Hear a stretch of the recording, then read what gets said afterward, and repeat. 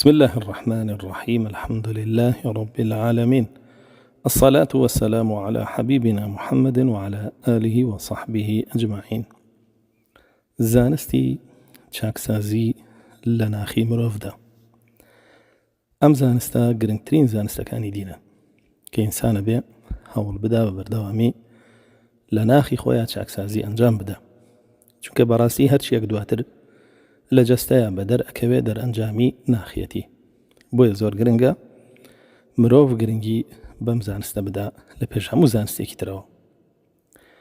رسول الله صلى الله عليه وسلم هاوڵانی لە چوار دەورە و لێ پرسبوون: یا رسول الله صلى الله عليه وسلم من خير الناس؟ ئەفەرموونەی پێغەمبەری خوا صلى الله عليه وسلم باشترین کەس لە ناو خەڵکیە کێیە؟ رسول الله صلى الله عليه وسلم ئەفەرمێ: كل مخموم القلب صدوق اللسان. فرمي باشترين كس لنا وهمو إنسان كان بريتيا لو كسي كضلي مخمومة وزباني شي راست قوية كواتا هر كسيك ضلي كي باشو زباني كي باشي هبي أو أبيتا كسي كي باش وأبيتا يكي أقل باشتريني كسا كان بقرا چونك الصحابة رضا ورحمة الله عن ليبيا همتي عن بلند بو لا أنا كسي باش با تنها كيه بەڵکو فەرمویان باشترینی کەسەکان کێیە گەرێمە بمانەوێ ببین بە یەکێ لە باشترینی کەسەکان. رسول الله صلى الله عليه وسلم بە دوو شە وەڵامی دانەوە. یەکەمیان مەخموم القلب کە کەلیمەی مەخموم هاوڵانیش لێ تێناگەن، دواتر داوای لێ ئەکەن بۆیان ڕوونکاتەوە ئەوەی رسول الله صلى الله عليه وسلم بۆیان ڕوونەکاتەوە وەکو ئێستا باسیەکەین کە ئەمەش بەڵگەیەوەیە وحی لەسەر و لوغەوەیە، چونکە بەڕاستی سەحابەکانی رسول الله صلى الله عليه وسلم فەسیحترینی کەسەکان بوون، بەڵام لە هەمان کاتا لە هەندێک وشەی وحی تێناگەشتن داوایانە کە رسول الله صلى الله عليه وسلم بۆی ڕوونەکردنەوە. فەرمێ رسول الله صلى الله عليه وسلم مەخموم القلب، ئەنجا دواتریش بە دواوە فەرمێ صدوق اللسان، یعنی هەتاوەکو دڵەکە دانەمەزرێ زبانەکە دانامەزرێ، و دوای دامەزرانی زبانەکە ئەنجا جەستەش دامەزرێ. ليه برسني يا رسول الله صلى الله عليه وسلم قد علمنا من هو صدوق اللسان وما هو صدوق اللسان فما هو مخموم القلب؟ أفرمون أي رسول الله صلى الله عليه وسلم إيما أزانين صدوق اللسان كيه أو كسيه زماني براست نبي بكاري نهينه أمرونا أما دقي فرمودي رسول الله صلى الله عليه وسلم من كان يؤمن بالله واليوم الآخر فليقل خيرا أو ليصمت. هر کەسێ باوەڕی بە الله بە ڕۆژی دوایی هەیە با یا خەیر بڵێ یا بێدەنگ بێ. کەواتە صدوق اللسان و کەسەیە کە خەیرەڵێ و ئەگەر خەیری پێ نەبێ بێدەنگە بێ. بەڵام مەخموم القلب کێیە؟ رسول الله صلى الله عليه وسلم تفسیریەکان بۆمان وەفەرمێ: هو التقي النقي لا إثم فيه ولا بغي ولا غل ولا حسد. وصفانە وەصفیەکە پێنج دانە وەصفە بریتێ لەو کەسەی کە دڵی پڕە لە تەقوا. بەڵێ رسول الله صلى الله عليه وسلم لە فەرمودەیەکان سێ جار دەست بۆ دڵی ڕاکێشێ بۆ سنگی و فەرمێ التەقوا هاهونە، بنچینەی تەقوا بناغی تەقوا لە دڵەوە سەرچاواگرێ. بە تەقوای لەش تێمەکەون، ئەگەر دڵ تەقوای تیانە بێ تەقوای لەش ئەوە ڕووکەشێکە و هەڵخەڵەتاندنی خەڵکیە، چەند جارێک دەزڕا کێشێتەوە بۆ سینەی و بۆ شێوە فەرمێ. ئەمە یەکەمیان کە فەرمێ التەقی. تەقیش کێیە؟ بریتیە لەو کەسەی کە کار ئەکا بە فەرمان و قەدەغەکانی الله سبحانه وتعالى، فەرمانەکانی الله لا گەورەیە و قەدەغەکانیشی لا گەورەیە نەهەشکێنێ، نزیکیان ناکەوێ. ئەمە تەقیە ئەم کەسە. بۆچی واکە؟ بۆی الله سبحانه وتعالى لێ ڕازی بێ و خۆشی بێ و پەداشتی بداتەوە و لە سزای خۆشی بیپارێزێ. پاشانە فەرمێ النەقی. النەقی کێیە؟ النەقی زانایانە فەرموون بریتیە لەو کەسەی کە هەرچی دەردێک کە ئەبێتە هۆی پەکخستنی جوڵەی دڵ بەرەو الله لە خۆی دوور خستوەتەوە. نەقا قەلبەه عن ما سوى الله. بریتیە لەو کەسەی کە دڵی خۆی پاک کردوێتەوە لە نیاز و مەبەست و کردارەکانیە هیچ کەسێکی تیانە تەنها ئەڵڵای تایە سبحانه وتعالى. یعنی کردارەکانی خۆی پاک کردوێتەوە لە ڕیا،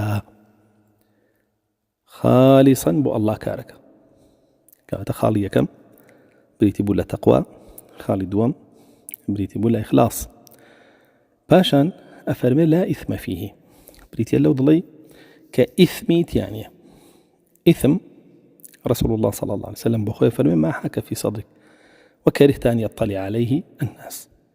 بريتي له هرشتيك كلا ضلطها وخوريني ضلطة دا حزيجناكي خلق بيبينه وبي بزعنه، چونك اگر خلق بيبينه وبي بزعنه رقيلة به أو هم إثمه ببي شرعيش قورترين إثم كفر وشركة أنزادوا أو نفاقة فسقة فجورة بدعة تاوانا. يعني أمضلا أبي أمرجي سيمش تيابه ك هيج إثمكي تيانا به. باش أنا فرمي ولا بغي ظلمي تيانا به، بغي ظلمة وظلميش الظلمات يوم القيامة. وكشون رسول الله صلى الله عليه وسلم فرمي اتقوا هذا الظلم فإنه ظلمات يوم القيامة. خوتان بارز للظلم شو ظلم لرجع قيامته ظلمات وظلميش سيدي وأنا وكو رسول الله صلى الله عليه وسلم فرمي بو يكاتيك تو خاوني أو ضل باكي أو ضل مخمومي كهرسي جوركي ظلم لضلتا شو بيتدرو. رسول الله صلى الله عليه وسلم فرمي ظلم دواوين ثلاثة، فرمي ظلم سيدانا ديواني كان لا يغفر أبدا وهو الشرك والكفر. هرجيز الله سبحانه وتعالى لي خوجنا به بريتي لا شرك وكفر ولا حق الله سبحانه وتعالى. وديوان لا يترك أبدا، وديوانكيش لا ظلم هرجيز لبنا قرن أويش بريتي لويكا يا دم بخيت ناموسي خلقه، يا دم بخيت خويني أنا، ياخذ بخيت مالي أنا، ياخذ دست أو هرجيز الله سبحانه وتعالى اللي تخوجنا به حقي خلقي لسره ببيديته ولا قيامته. ديواني سيمي شفر يغفر وهو في حق نفسه. الله سبحانه وتعالى اللي تخوش به بس توبي لسركي أي جو ظلم عنيك لخودي خوتيكي كواتضلي باك وسلامته وضليا كبهيت شويه هيت جوري لو ظلم عنا شيت. يعني مواصفاتي دعاء فرمي ولا غل بريتي لا رقو كينا، بريتي لا رقو كينا بياوي قديت الجورة ومزقوت. رسول الله صلى الله عليه وسلم فرمي إسا بياوي قديت الجورة لأهلي بهشت إيواي بينا ديت الجورة نعلى كاني بدا سواء دزنيجي قرتوا نيجي خويك عروات دروا رجي دو مش بهمانشي بس مش بهمانشي تاوكو عبد الله كوري عمر ياخذ عبد الله كوري عمري كوري عاص على سيان بخوا أبي بزانم بوا مبهشتيه خو من شتيكي عسايل يبينم شتيكي قرسو قراني لنا بينم بيك أبو الله سبحانه وتعالى. أويا تشي بولاي ولا لقل باوك ما كيشان بو كان رجي جيم بكارو لا يتوب تشيك هاتوا سي چوار دانا رجل لا امنه بيني اگر نويش باش او نوجي كاسايك اگر نشيكا لا شواكه خبريه بيتو عند ذكر خوانيتو اتر ما باقي عبادتك يعني وكسيكي اسايه سري اخر روش خوي بيناجيري فرم بس بيان بلا بو رسول الله صلى الله عليه وسلم هم مجارك افرمي ام كسب هشتيه بوشي وافرمي خو هیچ تێکم لێ نەدیت کە گەورە و گران و قورس بێ و عیبادەتێکی زۆر با بڵێن بەهێز بێ و بکا بڵێم ئەمە بەهۆی ئەو عیبادەتە بێ شتی ئاساییم لێ بینیت خەڵکی کە زۆرەوانە ئەنجامەیە بۆ بە خەڵکی کە ناڵێ بە تۆواڵێ فەرمووی پیاوەکە هیچ شتێشک نابم لەوە نەبێ کە دیوتە بەڵام ئەوەندە زانم دڵێکم هەیە ڕق و کینەی بەرامبەر هیچ مسڵمانێک تێدا نییە ئەو دڵەم هەیە بۆیە بەڕاستی ئەو دڵەیە کە رسول الله صلى الله عليه وسلم باسی کرد پاشانە فەرمێ وەلا حەسەد و هیچ حەسوودیەکیش لە ناو دڵیان نییە حەسوودیش ڕوونە کە رسول الله صلى الله عليه وسلم فەرمێ دب إليكم داء الأمم من قبلكم الحسد والبغضاء ألا إنها حالقة ولا أقول إنها تحلق الشعر إنما تحلق الدين أفرمي دردو نخوشي أمتاني بيشخوتان رويتيا كردن هاتو تناوتان أي بينم ئاگادار بن داتاشە ناڵێم و داتاشێ دینتان داتاشێ بۆ سێرەکەی لەم فەرموودا رسول الله صلى الله عليه وسلم باسی مەخمومن قەلبمان بووەکە کە لەو پێنج سیفەتە دوانیانی تایە سییانەکەی کردوتە دەرەوە و بەبێ هێنانی ئەو دوانە و کردنە دەرەوەی ئەو سییانەش تۆ نابیتە خاوەنی دڵێکی چاک و نابیتە کەسێک کە ئیسلاحی ناخی خۆیەکە. بەڕاستی لێرەیە ڕەسوڵ الله صلی الله علیه وسلم چارە سەرەکیەکان دیاریەکە کە بریتیە لە تەقوا و نەقاوە لەگەڵ دەردە سەرەکیەکانیش کە بریتیە لە بەغی و غیل و حەسەد لەگەڵ ئیثم چواردانە نەخۆشی لەگەڵ دوودانە عیلاج. و ئەم نەخۆشیانە گەورەی هەموو نەخۆشیەکانی ترن و ئەو دوو عیلاجش گەورەی هەموو عیلاجەکانی ترن. وەگەر دوو عیلاجت پێ نییە لە بچووکەکانەوە دەست پێ مەکە، بێ لەم گەورانەوە دەست پێ بکەی و بەمەژەوەترێ ئیسلاحی باڵتین کە هەوڵ بدەی پیسیەکان و خراپەکانی لێ بکەیتە دەرەوە و چاکەکان و باشەکانی بێنیتە ناو. کەلیمەی مەخموم لە زمانەوانیە بە معنای منکوس دێ، یعنی ئەو کەسی کە گسک لە جێگەیەکەدا و پاکیەکاتەوەڵی خەمەمت الدارە یعنی کەنەستوه و نەظەفتوه، ماڵەکەم پاک کردەوە و گسکم لێیە. مەخموم القەلب یعنی گسکی لە دڵی داوە چیتیانە هێشتووە، ئەو چوار نەخۆشییتیان هێشتەوە، ئیثم و بەغی و غیل و حەسەد. ئەی دواتر بەچی بۆ نەخۆشی کردو و ڕازاندوێتیەوە بە تەقوا و بە نەقاوە. بۆیە زمانەوانیەکەش گونجاوە لەگەڵ با بڵین ئیستیلاحەکە کە ڕەسوڵ الله صلی الله علیه وسلم ڕوونیەکاتەوە تەفسیریەکە. ئاگادار بە حەسەد بریتیە لە تەمەنی زەوال النعمە من الغیر، تەمەنا بکەی کەسێک خاوەنی نیعمەتێکە و نیعمەتەی لێ بسێنرێتەوە بەسەریەوە نەمێنێ بکەوێتە ڕەزالەتەوە، ئەوە حەسوودیە. هەر نیعمەتێک بێ مادی بێ خود معنەوی بێ و ئەو حەسوودیە بەس لە یەک لە دوو کاتا دروستە کە تۆ هەد بێ، ئەویش نە پێی ناوترێ حەسوودی، پێوترێ غیبتە.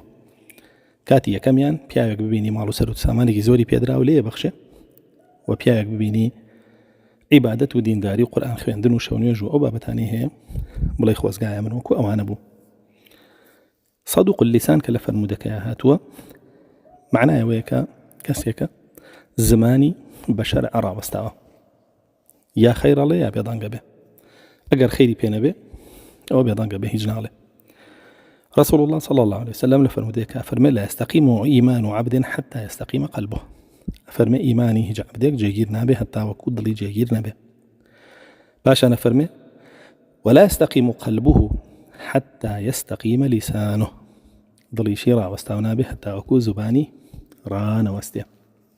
ويا قدار با تو أبي بيش هموش تضل راوستيا أنجا لضلطوا زباني شراوستيا، ئەگەر زبانە ڕانەوەستێ لەسەر شەرع دڵیشە وردە وردە لە ئادارە شەرع، بۆیە دڵێک سەلامەتە زبان پارێزێ و ئەو دڵەشە کە دڵی ئینسانی ئیماندارە. رسول الله صلى الله عليه وسلم لە فەرمودەیەکە ئەفەرمێ هەر کاتێک ڕۆژ هەڵدێ هەموو ئەندامەکانی جەستە بە زوبان ئەڵێن اتق الله فينا واستقم، ئەی زوبان تەقوای ئەڵڵا بکە و جێگیر و ڕاوەستاو بە. نحن بك إن استقمت استقمنا وإن اعوججت اعوججنا، إما بشوين توين وقتوين تو راب واستاو بي إما هموان را واستاو بي أندا مكان تريلش توج لعبدي إما هر همومان لعدي أندا مكان تريلش. بوي براسي إنسان بي أقدار بي وبزاني چون إصلاحي ناخي خوي بكا وچي كاري قليلة سري هيا إن شاء الله لمزد شيري بردوان بيت بإذن الله سبحانه وتعالى، والحمد لله رب العالمين.